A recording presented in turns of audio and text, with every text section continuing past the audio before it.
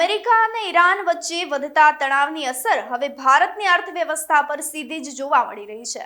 વિદેશી ચલણ ભંડારોની અંદર ઘટાડો થતા વડાપ્રધાન નરેન્દ્ર મોદીએ સીધા જ લોકોને સોનાની ખરીદી, પેટ્રોલ, ડીઝલ અને ખાદ્ય તેલના ઉપયોગમાં બચત કરવા માટે અપીલ કરી છે, જેથી આયાતનો ખર્ચ અને ડોલર પરનું દબાણ ઓછું થઈ શકે. તો હાલ સમગ્ર દુનિયાનું ધ્યાન અમેરિકા અને ઈરાન વચ્ચે ચાલી રહેલા આ યુદ્ધ પર છે.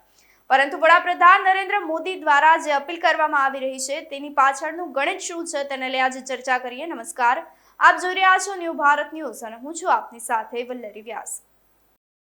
હાલ સમગ્ર દેશ અને દુનિયાની નજર જ્યારે અમેરિકા અને ઈરાન વચ્ચે ચાલી રહેલા યુદ્ધ પર ટકેલી છે, ત્યારે 28 ફેબ્રુઆરીથી શરૂ થયેલા આ સંઘર્ષથી વૈશ્વિક બજારમાં ભારે ઉથલપાથલ સર્જાઈ રહી છે. ભારત પર પણ તેની સીધી જ અસર થઈ રહી છે, કારણ કે ખાડી દેશોમાંથી આવતા પેટ્રોલ અને ડીઝલ તેમજ રસોઈ ગેસના સપ્લાય પર અસર થઈ રહી છે. પરિસ્થિતિને ધ્યાન પર રાખી વડાપ્રધાન નરેન્દ્ર મોદી દ્વારા જ છે તે દેશવાસીઓને આગામી દિવસોની અંદર, આગામી વર્ષની અંદર સોનું ન ખરીદવા અપીલ કરવામાં આવી છે. આ સાથે જ તેમણે કુકિંગ ઓઇલ, પેટ્રોલ અને ડીઝલનો ઉપયોગ પણ ઓછો કરવા માટે સલાહ આપી છે, જેથી દેશ પર આર્થિક દબાણ ઓછું થઈ શકે.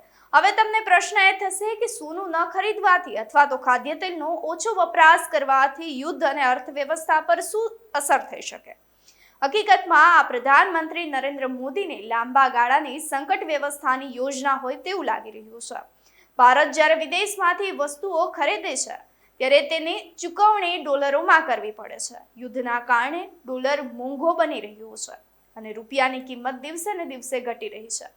તેથી નરેન્દ્ર મોદી ઈચ્છે છે કે લોકો એવી વસ્તુઓનો ઉપયોગ ઓછો કરે જે ખૂબ જરૂરી નથી, જેથી દેશનું વિદેશી ચલણ ભંડાર પણ બચી શકે.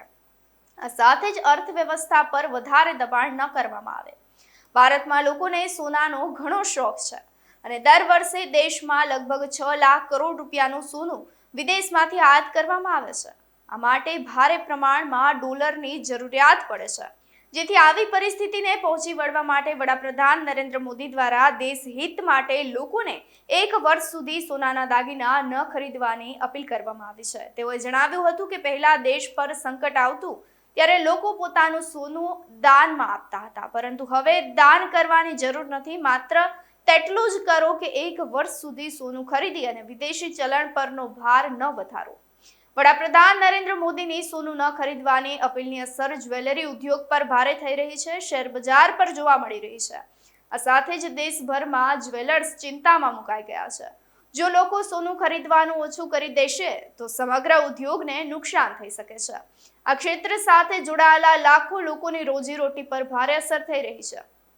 તો બીજી તરફ શેર બજારમાં પણ નકારાત્મક અસર જોવા મળી રહી છે, કારણ કે ઘણા રોકાણકારો આ અપીલને ભવિષ્યમાં આવી શકે તેવા મોટા આર્થિક સંકટના સંકેત તરીકે પણ લઈ રહ્યા છે.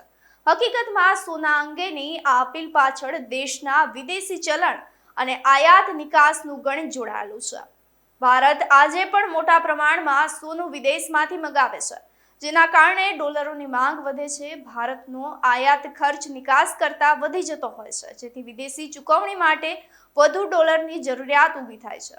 હાલની વૈશ્વિક પરિસ્થિતિમાં ડોલર મોંઘો બનતા દેશને વધારે રૂપિયા ખર્ચ કરવા પડી શકે છે.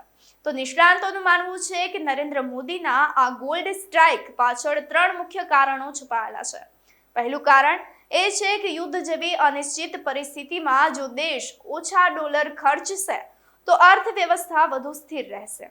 બીજું કારણ છે સરકાર ઈચ્છે છે કે લોકો નવું સોનું ખરીદવાના બદલે પોતાના જૂના દાગીનાને રિસાયકલ કરાવે. આવું કરવાથી જ્વેલરી ઉદ્યોગનું કામ પણ ચાલુ રહેશે અને વિદેશી આયાત પર પણ આધાર રાખવો ઓછો થઈ શકે છે. તો યુદ્ધના કારણે કાચા તેલ અને ખાતરની કિંમતો સતત વધી રહી છે, જે ભારત માટે મોટી ચિંતારૂપ સાબિત થઈ શકે છે.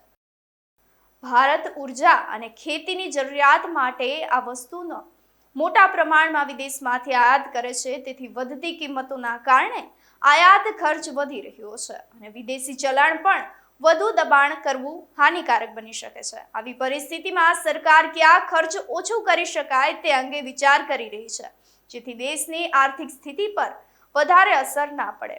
નરેન્દ્ર મોદીના આ પ્રયાસને લઈ અને આપનું શું માનવું છે અને કમેન્ટ કરી ચોક્કસથી જણાવશો। તેની સાથે જ અમારી ચેનલ ન્યૂ ભારત ન્યૂઝને લાઇક, શેર અને સબસ્ક્રાઇબ કરવાનું ભૂલશો નહીં। નમસ્કાર।